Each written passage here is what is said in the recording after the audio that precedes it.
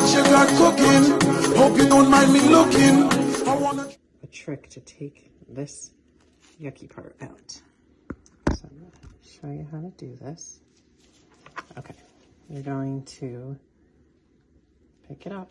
You're going to take a fork, stick it between the tines, and you're going to pull it.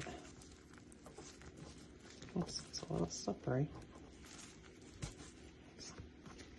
I'm going to use a napkin because it's a little slippery today. Okay, and you okay, you're going to pull it along here, and you actually pull the white part right out. No more hard, yucky part. And now you have your chicken tender. Add it to the beautiful pile here. Let's do one more.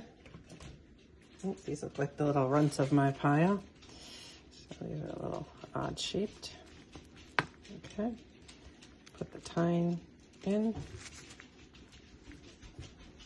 Grab it. It's a little easier with the paper towel. Pull. This part is out.